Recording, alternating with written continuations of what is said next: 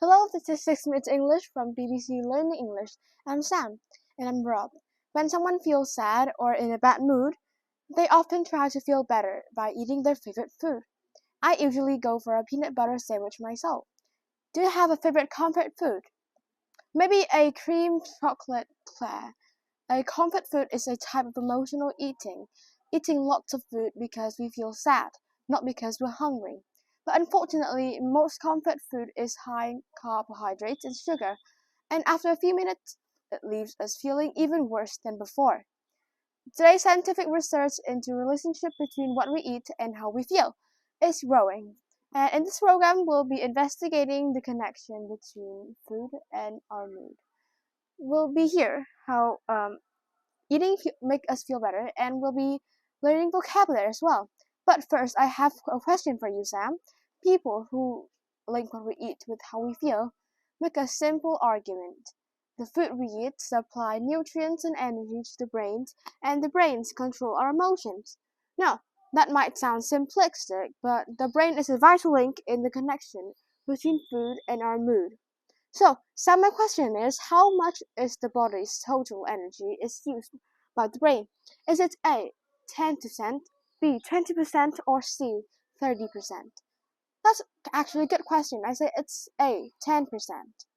Right. Well, I'll reveal the answer later in the program.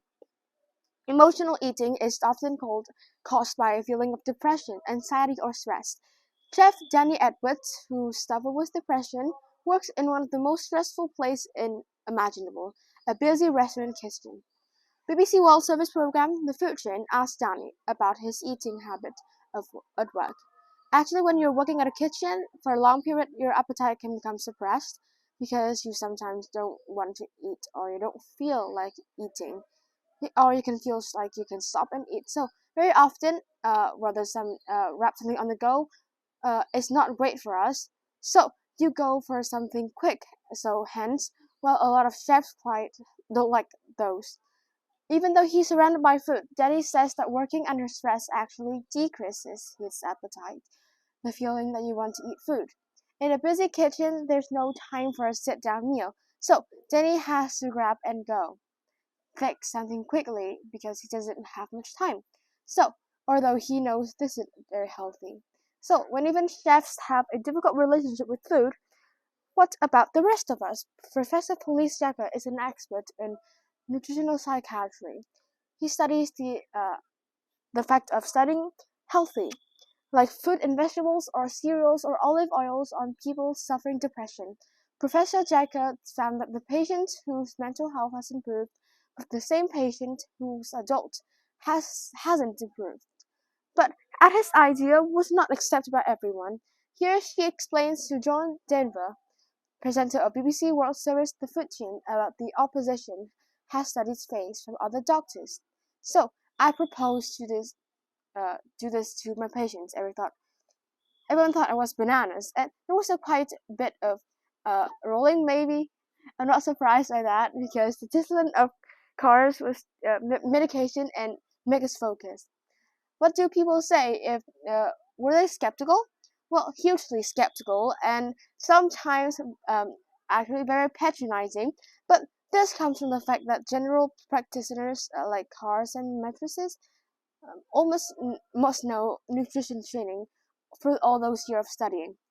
When he investigated the link between food and mood, she she was she was thought to be bananas, a slang word to meaning to be crazy. They roll their eyes, which means suggestive, turning your eyes upwards to express unknown or boredom or disbelief.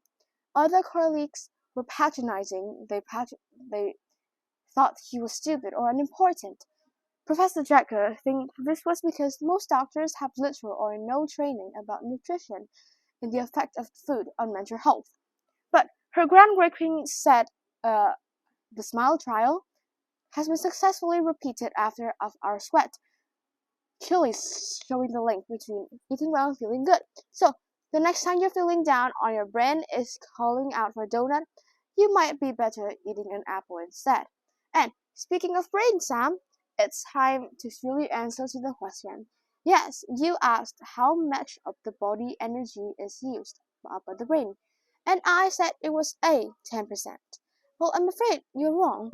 In fact, around 20% the body's energy goes to feeding the brain, even though it only makes up 2% of our total body weight. So, let's recap the vocabulary we've learned from our discussion about emotional eating. That's eating too much food because of how you feel, not because you're hungry. Appetite is the desire to eat food. If you grab and go, you take something quickly because you don't have much time. Calling someone bananas is like a slang for silly or crazy or unbelievable. If you roll your eyes, you move your eyes upwards to show that you are annoyed, bored, or you don't believe what someone is telling you. So if someone is patronizing you, they speak or behave towards you as if you are stupid or unimportant. So that's the end of our program. Don't forget to join us again soon for more topical discussions and useful vocabulary here at 6 Minutes English. Bye everyone!